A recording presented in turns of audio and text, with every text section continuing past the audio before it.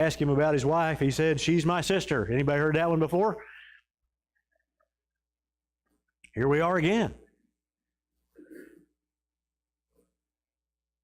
For he feared to say my wife, thinking lest the men of the place should kill me because of Rebekah, because she was attractive in appearance. When he had been there a long time, Abimelech, king of the Philistines, looked out of the window and saw Isaac laughing with Rebekah, his wife. So Abimelech called Isaac and said, "Behold, she's your wife. How then could you say she is my sister?" Isaac said to him, "Because I thought, lest I die because of her." Abimelech said, "What is this you have done to us? One of the people might easily have lain with your wife, and you would have brought guilt upon us." Abimelech warned all the people, saying, "Whoever touches this man or his wife shall surely be put to death." Okay. Almost the same thing.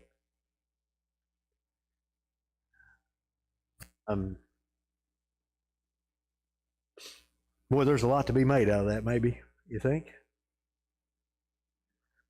Sometimes we don't learn from mistakes that others make, right? I think it's the great philosopher Fraser Crane who said, maybe it might not be a smart person who doesn't learn from his own mistakes, but it's an absolute idiot that doesn't learn from the mistakes of others. But apparently, either this story didn't get passed down to Isaac or what, but we're back in the same boat. I do want to point out, and you may get into this if you get as you dig into commentaries and different things about Isaac laughing with Rebekah. This has caused it's caused a little bit of trouble. Not really trouble in this passage. It reflects on something that happens earlier in a weird way. Okay, so here we go. I'm given to understand that the term here that's translated in ESV, at least, laughing with, has to do with intimate contact, embrace, touch, something like that, okay? Now, it may be more, but at least that, okay? Which we go, okay, got it. You know, I don't know, I'm weird to kind of picture these scenes playing out in front of you, and Abimelech surveying his kingdom, and he sees Isaac and Rebekah and goes, "That is not his sister," right? At least we hope not. I mean, that's not, right? And so that's all good and fine.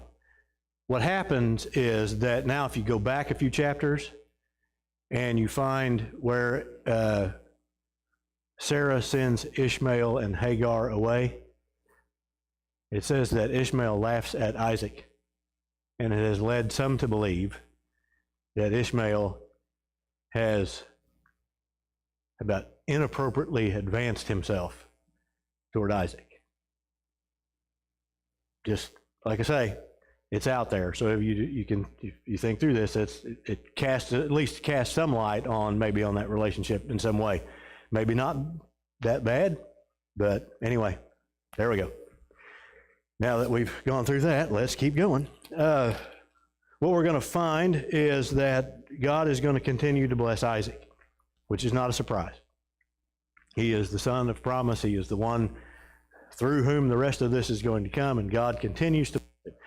Isaac has been given protection from the king, not just Rebekah, but it says anyone who touches this man or his wife. So he's to be revered, but I don't think everybody gets it, because the wells that have been dug, that Isaac or Abraham have dug, the Philistines are filling in.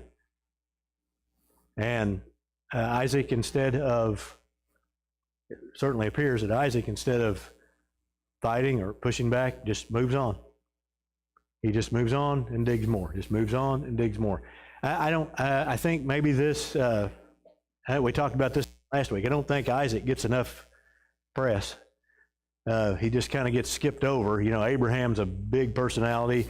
Jacob is, there's a whole truckload of stuff with him. And Isaac's just kind of there. But maybe one of the things that we see here is that maybe Isaac takes God seriously. That God says, "I'm going to take care of you and I'm going to bless you." And so when they fill in the wells, he goes somewhere, he just moves and digs another one. And God does. And God takes care of him. And I want to draw your attention because I really want to get to 27. There's a lot there. I do want to draw your attention to a couple things. One is that he makes this covenant with Abimelech, and we've seen this before. There's a pattern.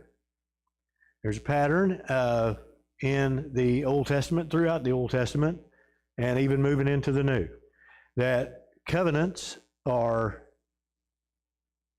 well, we've talked about the cutting of the covenant and what that looks like, but they're usually sealed or ratified, or I don't know what word you want to use there, confirmed, I don't know, with a meal. Have you noticed that already? I think Abraham and Abimelech, I think back when they made their covenant, they do. Isaac and Abimelech, they share a meal together. When we move on through past the time of Genesis, once Israel gets to Sinai, that God makes the covenant with them at Sinai, and Moses, Aaron, Nadab, Abihu, and I believe 70 of the elders make their way up the mountain and eat with God. Right? It's a shared meal.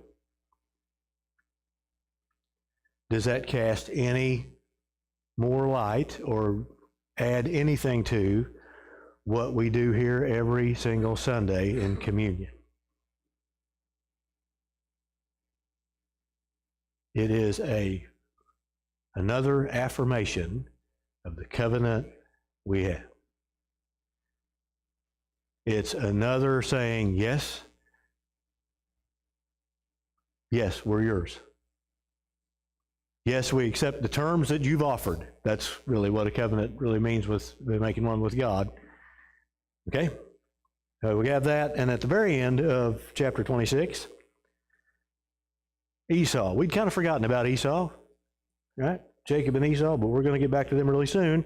When Esau was 40 years old, he took Judith, the daughter of Beeri, the Hittite, to be his wife, and Basemath, the daughter of Elon, the Hittite, and they made life bitter for Isaac and Rebekah.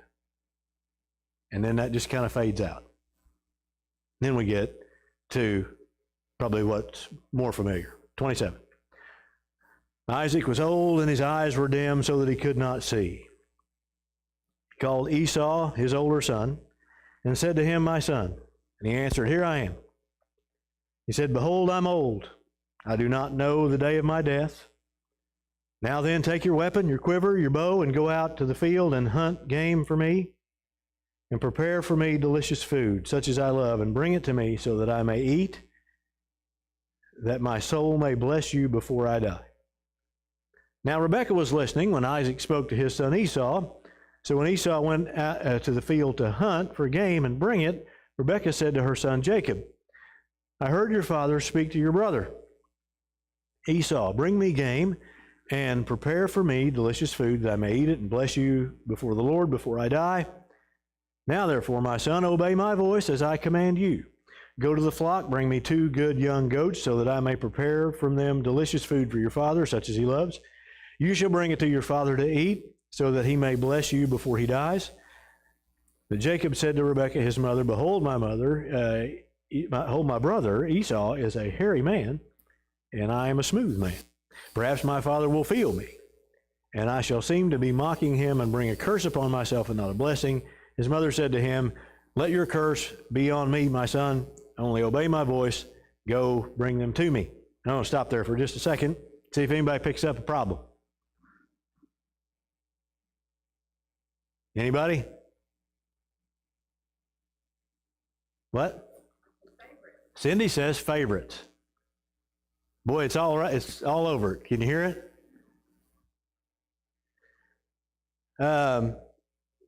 Esau says, my son. Right? Now, Rebekah was listening, and so she says to her son, Jacob, listen, my son, right? Like you got yours, and I got mine, right? And so we've got favorites. There's a lot of dysfunction. Now,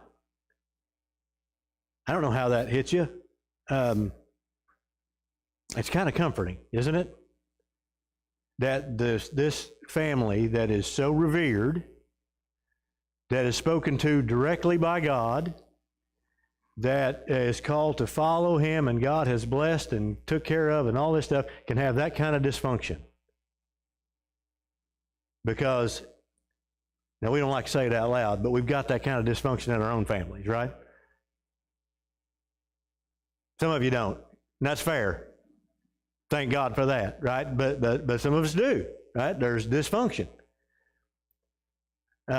It's really interesting that our dysfunction doesn't stop God from doing what he needs to do. That he can work in spite of our dysfunction. And he does. So we have Jacob and Rebekah scheming against poor old blind Isaac. Now, poor old blind Isaac,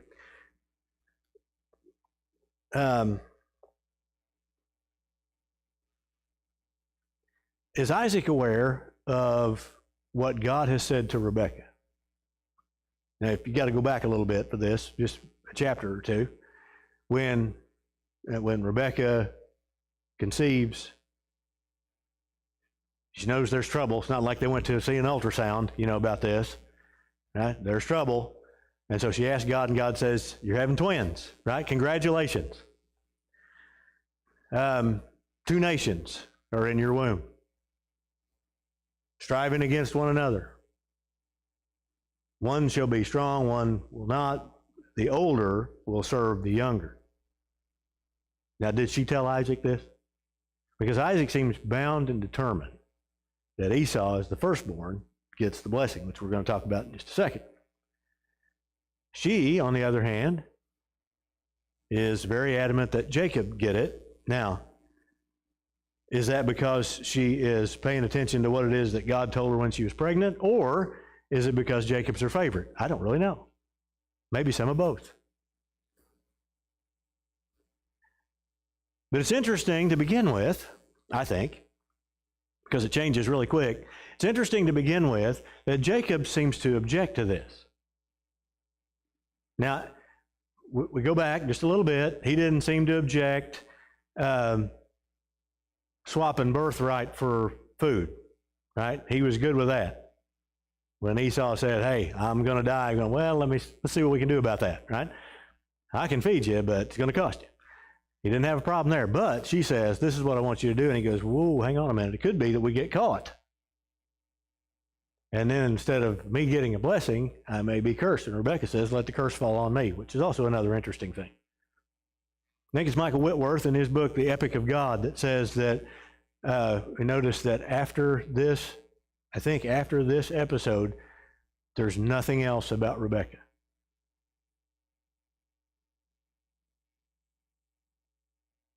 And maybe that is this idea of the curse that's falling on her. Not that anything terribly bad, but that she's kind of moved out of memory from this. Anyway, something to think about. So we've got the idea, right? This is what's going to happen, and here he goes. So Jacob, he went and he took them, brought them to his mother. She prepared delicious food, just as his father loved. Rebekah took the best garments of Esau, her older son, which were with her in the house, put them on Jacob, her younger son. And the skins of the young goats she put on his hands and on the smooth part of his neck, and she put the delicious food and the bread which she had prepared into the hand of her son Jacob. He went into his father, and he said, my father, and he said, here I am. He said, who are you, my son? Jacob said to his father, I'm Esau, your firstborn. I've done as you told me. Now sit up and eat some of my game, that your soul may bless me. But Isaac said to his son, how is it that you have found it so quickly? And Jacob didn't say, I went out to the pen and brought him in. Because the Lord, your God, granted me success. That's also key, I think. It is the Lord your God, at least for a while in Jacob's life. Okay?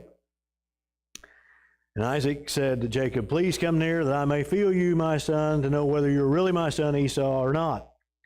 Jacob went near to Isaac his father, who felt him and said, the voice is Jacob's, but the hands are the hands of Esau. He didn't recognize because his hands were hairy like his brother Esau, so he blessed him. And then he said, are you really my son Esau? And he said, I am. So he was keeping track at score. There's another one. There's keeping score at home. There's another lie. He said, bring it near to me that I may eat of my son's game and bless you. Brought it near to him, he ate. He brought him wine, he drank. Then his father Isaac said to him, come near and kiss me, my son. He came near and kissed him. Isaac smelled the smell of his garments and blessed him and said, see, the smell of my son is as the smell of a field that the Lord has blessed. May God give you the dew of heaven and of the fatness of the earth, plenty of grain and wine. Let people serve you and nations bow down to you. Be Lord over your brothers, and may your mother's sons bow down to you. Cursed be everyone who curses you, and blessed be everyone who blesses you. As soon as Isaac had finished blessing Jacob, Jacob had scarcely gone out from the presence of Isaac his father. Esau his brother came in from his hunting. He also prepared delicious food and brought it to his father. And he said to his father, let my father arise and eat of his son's game, that he may bless me. His father Isaac said to him, who are you? He answered, I'm your son, your firstborn, Esau. And Isaac trembled violently and said, who was it then that hunted game and brought it to me? And I ate it all before you came, and I have blessed him. Yes, and he shall be blessed. As soon as Esau heard the words of his father, he cried out with an exceedingly great and bitter cry, and said to his father, bless me even also, O my father. But he said, your brother came deceitfully and has taken away your blessing. Esau said, is he not rightly named Jacob? For he has cheated me these 2 times. He took away my birthright. Behold, now he has taken away my blessing. Then he said, have you not reserved a blessing for me? And Isaac answered Esau, behold, I have made him lord over you, and all his brothers I have given to him for servants. With grain and wine I have sustained him. What then can I do for you, my son? Esau said to his father, have you but one blessing? Bless me even also. And Esau lifted up his voice and wept. And Isaac his father answered and him said, behold, away from the fatness of the earth shall your dwelling be, away from the dew of heaven on high. By your sword you shall live, you shall serve your brother, but when you grow restless, you shall break his yoke from your neck. All right. This is in our culture, this seems really weird. Right? Anybody else get that? I mean, I think it's weird. And maybe it's just me.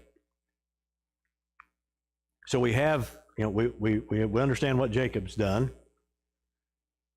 His name, by the way, is very, very similar. I'm given to understand, very, very similar to the name deceiver, the word deceiver in Hebrew. And so that's why Esau says, well, that's, the name's fitting. But this idea of the blessing, could it be rescinded? And I've read several things on this, and I'm about as confused as I was when I started. But the best I can tell, Isaac's not willing to do that. And maybe it is because Isaac does remember what it is that God has said about Jacob. But the blessing. It's always confused me, okay? Can I just be honest? It's always confused me. And they said, don't you have another one? Can't you bless me too? And Isaac says, no. The blessing serves as a couple of things. If you read the one that he gives to Jacob, it's an asking of blessing on him from God, I believe. May God give you the dew of heaven and the fatness of the earth, plenty of grain and wine. In an area that gets about a foot of rainfall a year, the dew of heaven is very important. It was one of the folks I read, and I can't remember if it was Sarna or if it was Whitworth, said that that was one of the things that the priest would ask God for on behalf of the people every year is a lot of dew. Right? We go, to us it's kind of a pain. We have to wait to mow and all kinds of stuff when we get a lot of dew. Right? But if you don't get a lot of water, this is very important. And so this seems to be a blessing that he's asking for him. The plenty of grain and wine, may tie into the next part, may not, may still be part of that asking God for God's favor on behalf of Jacob. But it's the rest that functions not just as, this is what I hope for you, my son.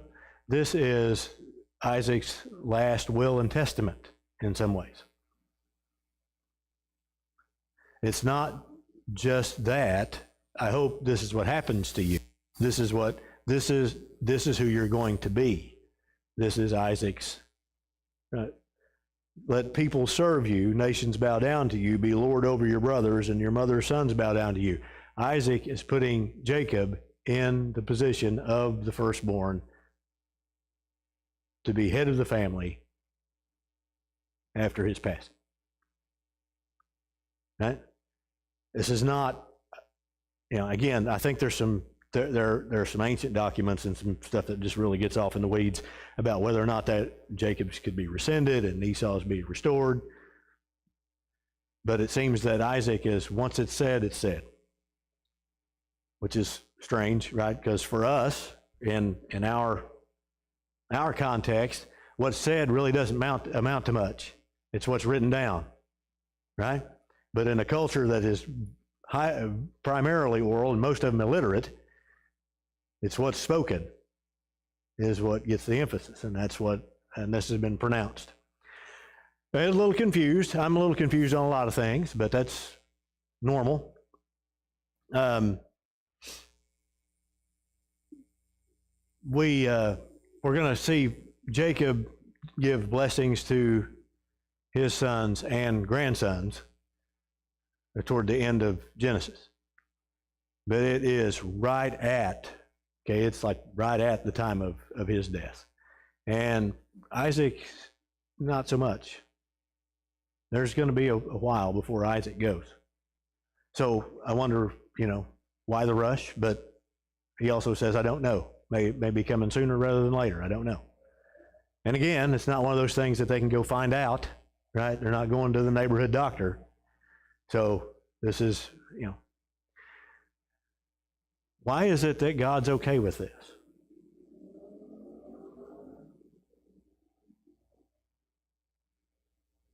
That's my question. Yeah. Why is he okay with the deception?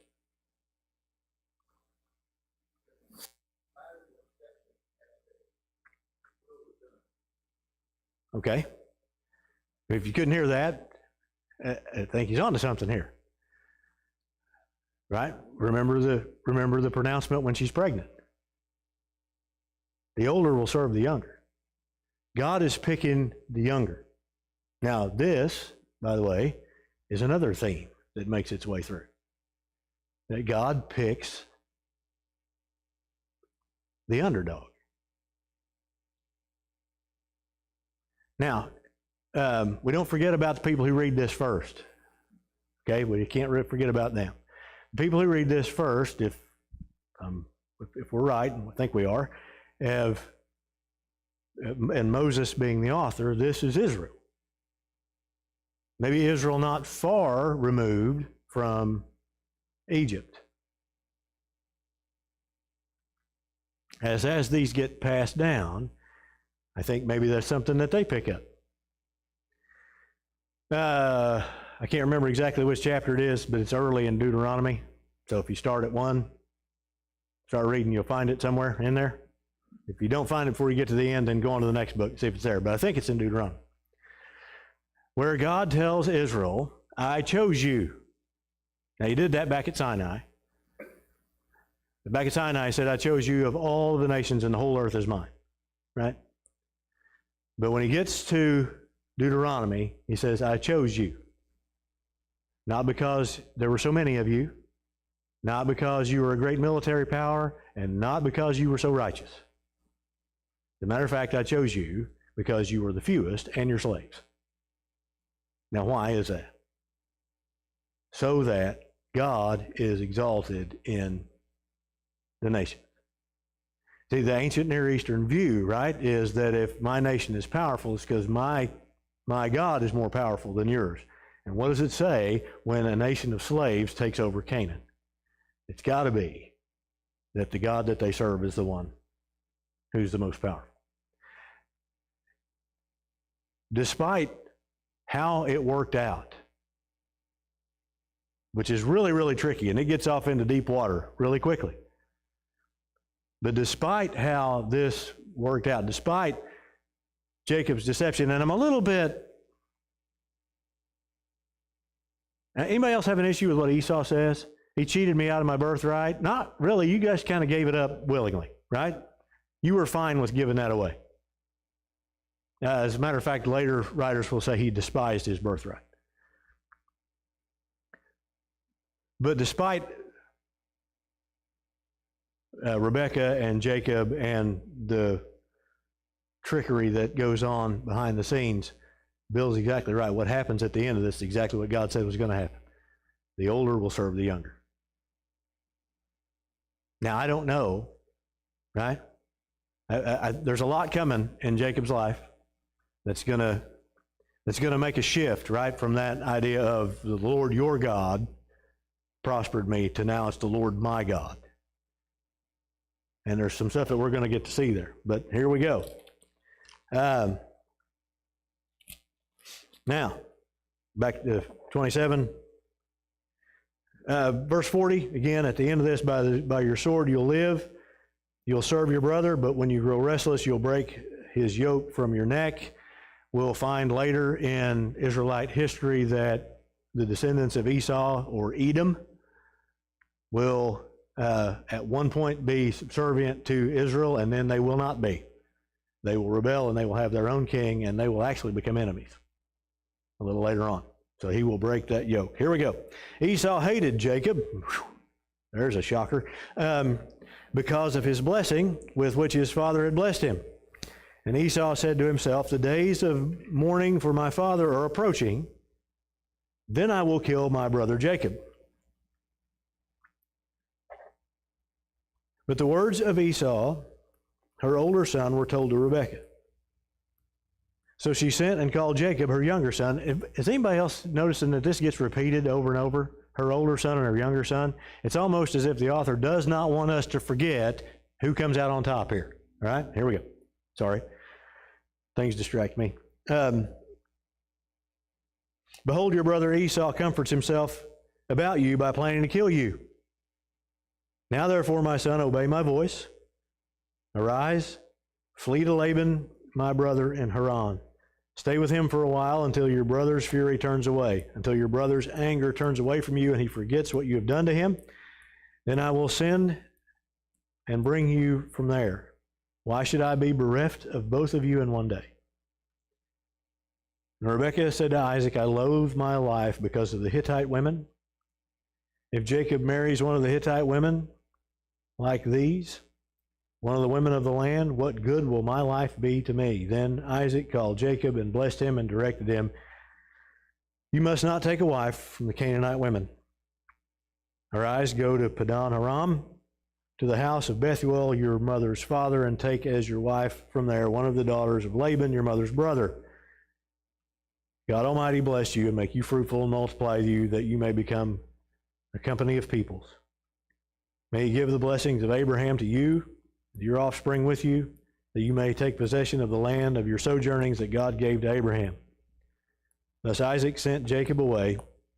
He went to Padan Aram, to Laban, the son of Bethuel, the Aramean, the brother of Rebekah, Jacob and Esau's mother. Okay. Now we're back to the Hittite women. The end of 26. Esau is married to Hittite women, and it says it made Isaac and Rebekah's life bitter. I do wonder, and that's all I can do is wonder, if Abraham took so much care into sending someone all the way back home, right, all the way back to the house of Nahor, back to Haran, to get a wife for Isaac so he wouldn't marry into the Canaanite women. Why Isaac didn't think of this when it came to Esau, I don't know. But this is the next step, and this is the way that Rebekah is going to save Jacob's life is by going, it's bad enough we got these two, right? We don't want any more. Send him back. And Isaac does. Again, Isaac, who knows that he's had the wool pulled over his eyes. Come on, it's goat skin over his hands, but you know, it's right. And he seems to look, still looking out for Jacob and conferring on him the blessings that are due Abraham. Okay, so we go. Esau is going to wait. This brought another thing to mind. Sorry, that kind of thing happens. Notice that Esau says that the time's going to come when Dad's gone and the time of mourning for him is over. As long as Dad's alive, right, and up to and through that period of mourning, I'm not going to do anything. But as soon as that period of mourning is over, I'm going to kill him. I mean, that's just it. You're going to hear that. We're going to hear that again in another narrative down the road, a couple of generations. Generation or two. How's that? We're all familiar with what happens with Joseph and his brothers. And after they're reunited and Joseph brings them down, once Jacob dies, what is the response of the brothers is, now Dad's gone and Joseph's going to exact his revenge. Okay? Because it seemed to be, he's not going to do it while Dad's alive, but once Dad's gone, all bets are off. Of course, Joseph does the opposite. So here, anyway, just something I happened to think of on the way through. Sorry. All right. Esau saw Isaac had blessed Jacob and sent him away to Padan Aram to take a wife from there. And that as he blessed him, he directed him, you must not take a wife from the Canaanite women. And that Jacob obeyed his father and his mother and had gone. So when Esau saw that the Canaanite women did not please Isaac his father, Esau went to Ishmael and took as his wife, besides the wives he had, Mahalat, the daughter of Ishmael, Abraham's son, sister of Nebaioth. Esau, again, looks like trying to get back into good graces. Right? If I heard what you said to Jacob, again, trying to learn from the mistakes of others, right? Or learn what's happening to others, going, okay, if it's that important, then I won't marry another Canaanite, but an Ishmaelite I will. Again, fairly close relation. All right. Here we go. Jacob left Beersheba, went towards Haran. He came to a certain place and he stayed there that night because the sun had set. Taking one of the stones of the place, he put it under his head. He lay down in that place to sleep.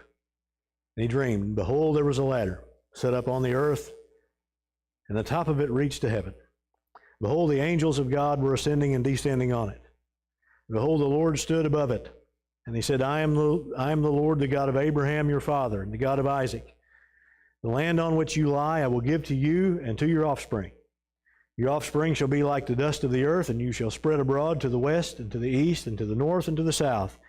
And in you and your offspring shall all families of the earth be blessed. Behold, I am with you, and will keep you wherever you go. And I will bring you back to this land, for I will not leave you until I have done what I have promised you. Then Jacob awoke from his sleep and said, surely the Lord is in this place, and I did not know it. He was afraid. He said, how awesome is this place? This is none other than the house of God, and this is the gate of heaven. So early in the morning, Jacob took the stone that he had put under his head, set it up for a pillar, and poured oil on top of it. He called the name of that place Bethel. The name of the city was Luz at the first. Then Jacob made a vow, saying, if God be with me, and will keep me in this way that I go, and will give me bread to eat and clothing to wear, so that I come again to my father's house in peace, then the Lord shall be my God. And this stone, which I have set up for a pillar, shall be God's house. And all that you give me, I will give a full tenth to you. Okay.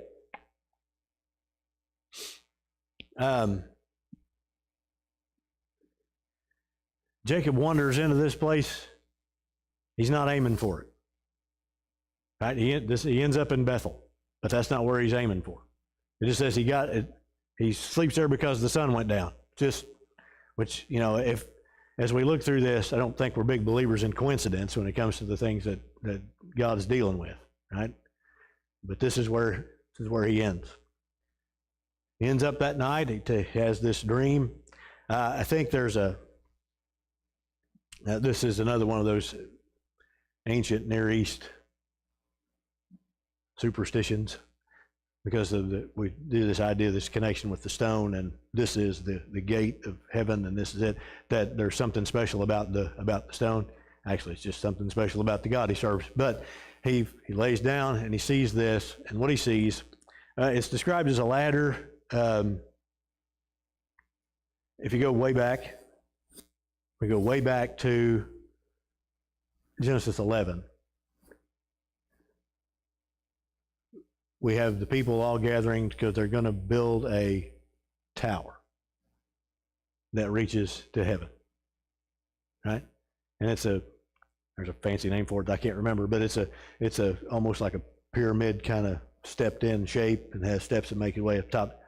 Most believe this is what it is that he sees, is that kind of image, not just not just an extension ladder up there, it's just there's something there. But we have the angels of God ascending and descending. This is God sending out his help and things that are happening on the earth. And God speaking from the top of it is God who is seeing all of this and is in charge of all of it. Right? And what's the promise? The exact same one that he gives to Abraham. I am the God of your father Abraham and of Isaac, and here are all the things that I'm going to give you. Now, Jacob's not there yet. Okay? He's going to get there, but he's not there yet. Because listen to him. Okay, the first thing he recognizes when he wakes up is going, oh, goodness, right?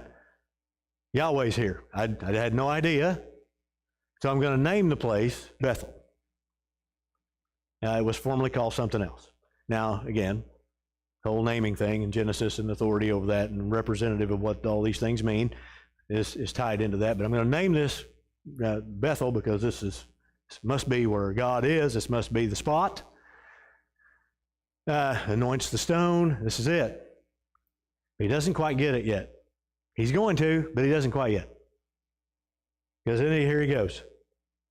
Then he makes a vow. And the vow, come on. The vow is backwards.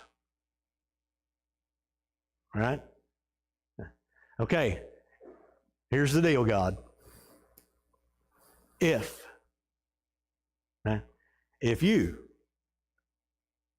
you'll be with me, keep me, give me bread to eat, clothing to wear, so I come again to my Father's house in peace, then you'll be my God. Right?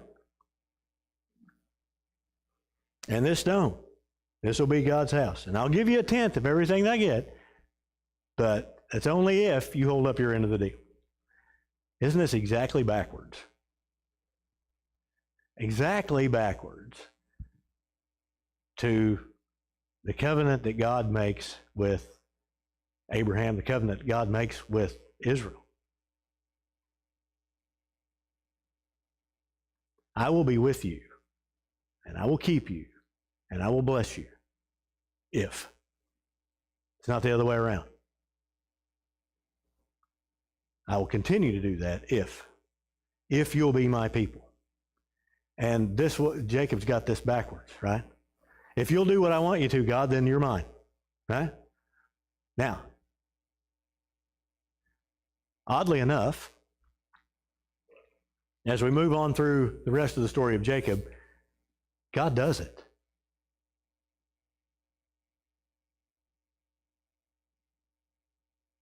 Which I think that's pretty gracious, don't you? But then again, hasn't he been pretty gracious to us? Now, I'm not going to ask for a show of hands. Has anybody else made similar vows? If you'll get me out of this, right? Or if you'll help me here, then this is what I'll do. And in his graciousness, he does it. Not because he owes us, but because he loves us. This is not because he owes Jacob something. It's not because Jacob's such an upstanding guy. Not because he's so smart and he's got his way and he's got, he's weaseled his way into getting what it is that he wants. And maybe he thinks, maybe at this point, he thinks he can do the same thing with God. And he's going to find out a lot different, because it's so fun to watch what happens to Jacob. It wouldn't be if you were him, but it's a lot of fun to watch how God deals with it.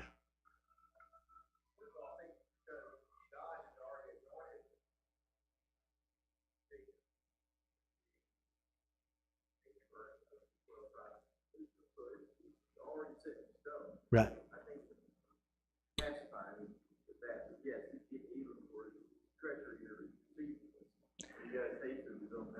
Right.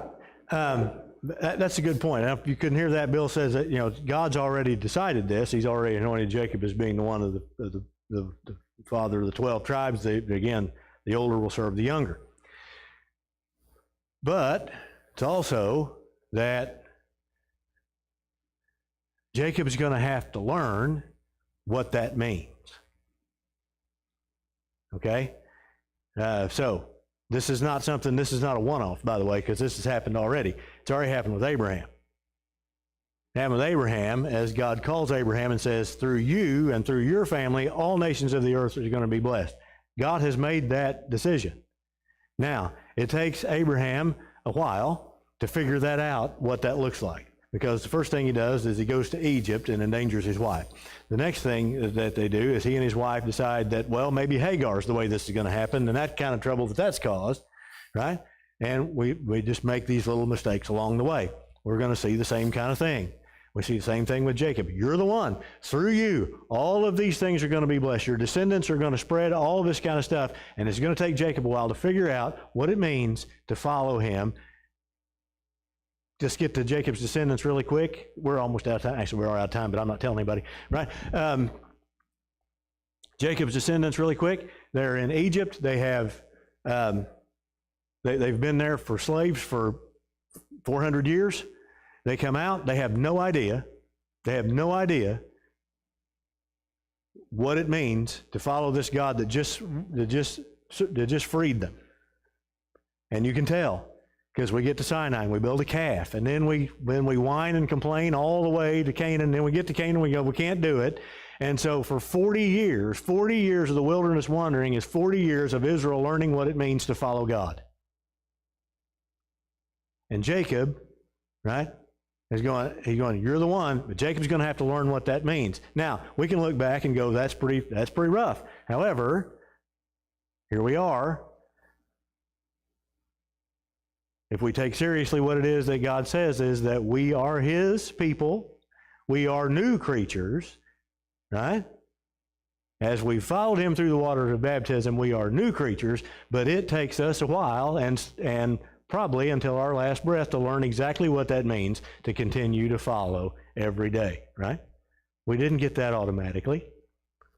So let's give Jacob a little bit of grace. Not much, but let's give him a little, right? And let's close with a prayer.